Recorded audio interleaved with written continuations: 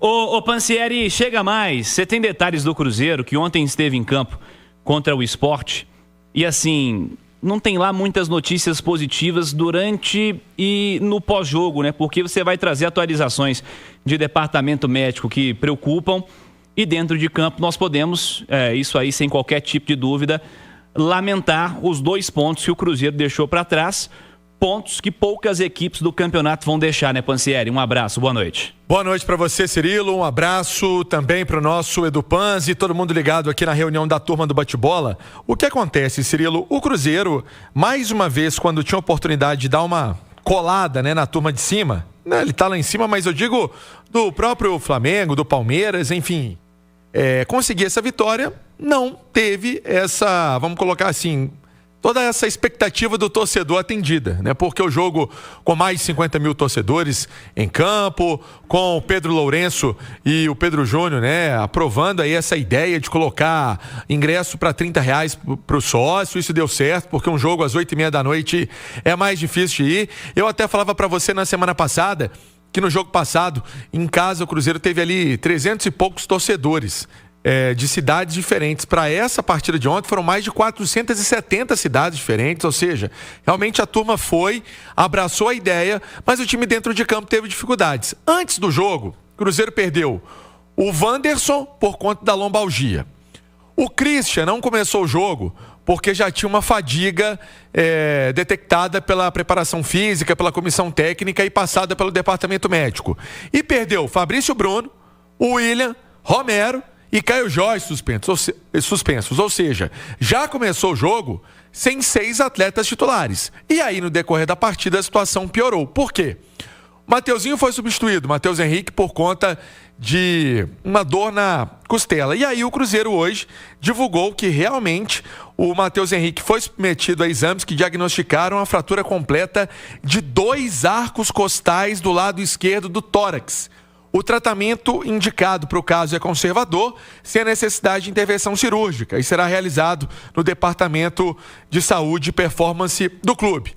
Essa é uma situação. Daqui a pouco mais para frente um pouquinho, vou até trazer as palavras do Matheus Henrique. Ele fez um post nas redes sociais. Mas vou continuar com os problemas. Então, perdeu o Matheus Henrique. O Sinisterra está com um problema na coxa esquerda. A coxa que ele teve um problema recente foi a coxa direita. Agora ele teve um problema na coxa esquerda. Até a turma colocando aí já do nosso YouTube, para ver a imagem do Matheus Henrique. Daqui a pouco eu vou voltar nesse assunto, porque eu vou passar a lista primeiro e depois a gente detalha. O Sinisterra, então, vai ser reavaliado na quarta-feira para saber se pode jogar e vai ter condição de participar dos treinos ao longo da semana, pensando no jogo contra o Atlético. O Wanderson vai ser reavaliado por conta dessa lombalgia, né?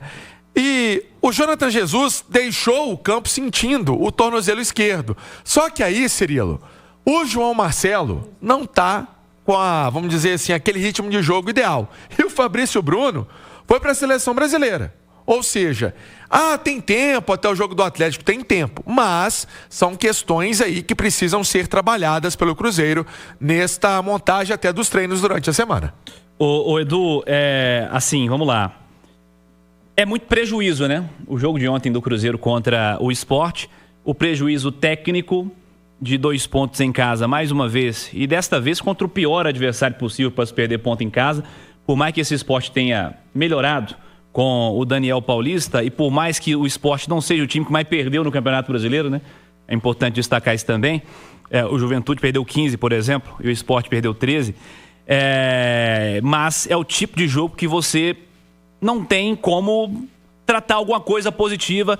Você perdeu a grande chance de colar nos 2 primeiros colocados, ficar aí a 1 ponto de distância de Palmeiras e Flamengo. Você não vence em casa diante do seu torcedor contra o lanterna da competição. E esse pós-jogo é muito preocupante, né? Porque são muitos problemas físicos que o Cruzeiro teve nesse pós-jogo, Edu. Você tem alguns aspectos, falei mais cedo no Rádio Esportes, que chamam a atenção, né? Primeiro, o Cruzeiro tem tido dificuldade no Campeonato Brasileiro quando pega uma sequência de jogos a cada 3 dias. Foi assim que ele tropeçou no Ceará, que ele tropeçou no Santos, agora tropeça no Sport. Então, aquela maratona de jogos, ela também prejudica o Cruzeiro, ainda que ele tenha menos competições.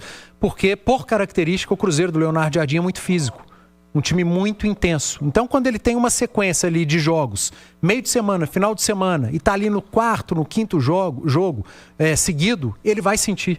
E ele sente e não consegue repetir o mesmo nível de atuação, de intensidade, atuação física, como em rodadas quando ele está saudável. Quando jogou domingo e descansou, teve uma pausa aí durante uma semana para recuperação física. Esse é um ponto. E outro ponto que chama atenção, ele é muito específico, das últimas rodadas. O Cruzeiro entrou em campo contra o Vasco da Gama, nitidamente para mim, com foco no jogo seguinte, com foco no jogo contra o Flamengo. E muito jogador segurando para não tomar o terceiro cartão amarelo. Resultado, o Cruzeiro perdeu do Vasco da Gama, porque eu acho que faltou foco. O Cruzeiro entrou em campo contra o Sport muito desfalcado por conta de jogadores que forçaram o cartão amarelo para estarem em campo no jogo seguinte, o clássico, contra o Atlético. E isso fez falta. O Cruzeiro entrou com um time praticamente misto contra o Sport. E a gente já cansou de falar aqui, né? O elenco, quando te entrega ali 1 ou 2 peças para mudança, tudo bem, você mantém uma espinha dorsal. Mas quando você tem que mudar 5, 6 de uma vez, meu amigo, você sente. Você pode ser o Flamengo, você pode ser o Palmeiras, você pode ser o Cruzeiro. 5, 6 mudanças impactam muito no seu jeito de jogar. E o Cruzeiro sentiu. E também vejo falta de foco no Sport ao forçar cartão no jogo anterior, pensando no jogo seguinte ao Sport. O Cruzeiro claramente fez a escolha dele, né? Ele correu risco. Esse é o jogo aqui que eu posso dar uma descansada, segurar uns caras aqui. E eu nem acho que esteja errado, tá? Não. Eu talvez fizesse a mesma coisa. Eu também. Mas é que você correu o risco. E tem outra coisa que eu aprendi com o Mundial de Clubes. A nunca desprezar o nível de jogo do adversário. O Sport jogou muito bem. O Sport fez um grande jogo contra o Cruzeiro. Não dá pra gente analisar o jogo Cruzeiro Sport sem falar na boa atuação do Sport, que dificultou muito também esse jogo do Cruzeiro ontem no Mineirão. Então, cara, são vários aspectos, para mim, que culminam no empate muito ruim, um empate desastroso, que você perde 2 pontos contra o lanterna da competição em casa, com mais de 50 mil pessoas, numa rodada em que o Flamengo perdeu. E que o Palmeiras venceu. Palmeiras que foi o maior beneficiado naquele empate do Maracanã, Cruzeiro e Flamengo. Pansieri. O Cruzeiro, com esse resultado de empate, é o 7º no Campeonato Brasileiro. Vamos trazer então a imagem aí com as palavras do Matheus Henrique para a gente registrar aqui na Itatiaia, jogador que postou nas redes sociais uma mensagem relacionada aí à lesão. A dor passa, mas o propósito fica. Já vivi momentos em que o corpo me pediu pausa.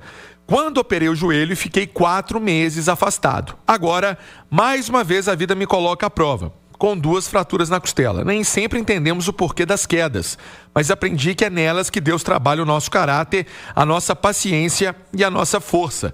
Ele nunca erra nos planos. E se hoje terei mais um obstáculo a encarar, é porque lá na frente ele está preparando algo ainda maior. Logo estarei de volta e, com toda certeza, muito mais fortalecido. De onde eu vim, desistir nunca foi uma opção.